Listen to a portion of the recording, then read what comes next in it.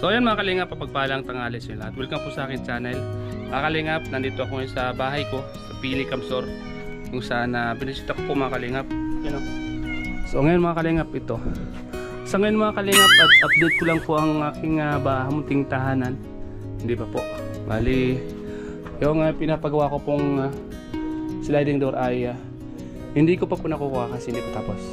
At hindi pa rin bayad mga kalingap. So ngayon po mga kalingap, ang nabili po natin ngayong pagsahod natin ay bumili po ako ng tiles mga kalingap. Tara po makapunta natin sa loob. Yan mga kalingap, tour ko po kayo sa bahay ko sa mga natapos po mga kalingap po.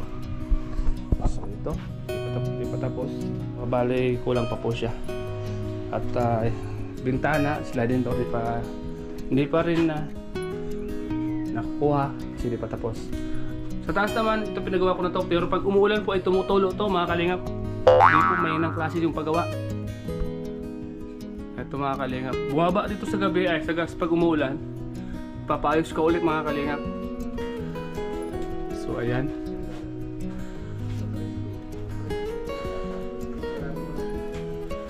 Bali, hindi pa po siya napipinis sa taas.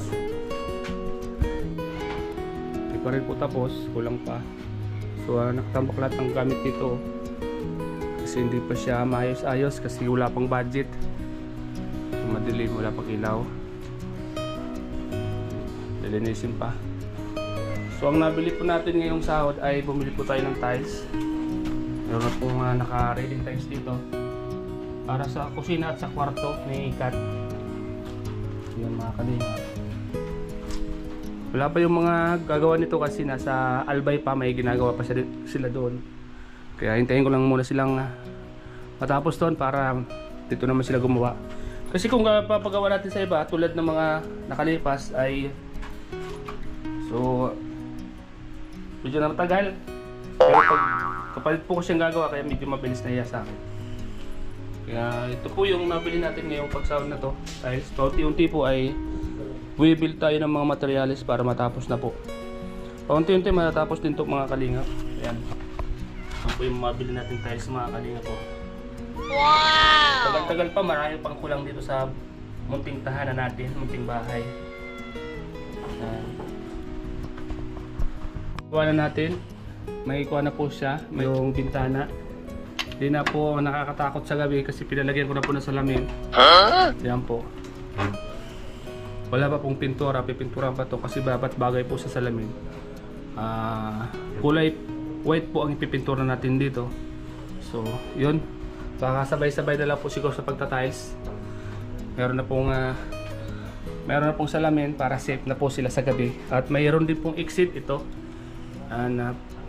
In case na may sunog sa loob at sarado sa harapan, pwede sila lumabas dito sa exit. May exit po tayo dito. Ayan, mga kalingap. At ito naman yung lababo natin. Ayan, may tiles na rin po mga kalingap. Thank you po sa mga nanood ng vlog na to. At sa mga nanood ng vlog ko mga kalingap. Dahil sa inyo pag-isip ng ads, ay unti-unti po nating papaayos ang ating bahay mga kalingap. Mayroon na rin pong mga maliliit na salamin. Hindi ko po alam ang tawag dito kung anong klaseng salamin dito ganito. Lalagyan na po natin. At dito naman sa harapan ng ito sa lababo. Meron na rin sliding window. Yan. So yan po ang update natin dito sa bahay natin mga kalingap. Marami pang kulang. Alam niyo po mga kalingap, unti-unting napapagawa ko itong bahay. Sa tulong niyo po sa mga hindi po nag-skip ng ads, pinag-hati-hati po natin.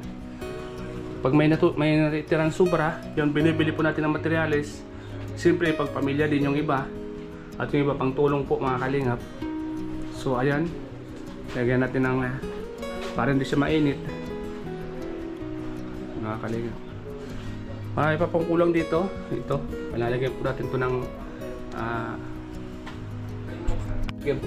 palalagyan po natin itong skim coat mga kalingap. So yan po. Hello po.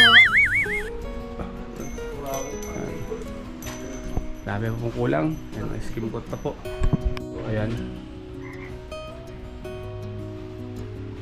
Kulang pa po, wala pa pong kisame. Marami pa pong kulang dito mga kalingap. Salamat po sa panonood niyo po sa vlog kong ito. Dahil sa panonood niyo po ay unti-unti po natatapos ang bahay po namin. Siguro mga 1 year pa ito bago matapos mga kalingap. Marami pang kulang. At yung harapan, yun, di pa rin tapos. Kailangan lagyan dito sa harapan ng para may upo-upuan dito. So, salamat po mga kalingap sa panonood niyo po mga kalingap. Salamat po sa lahat ng mga viewers natin.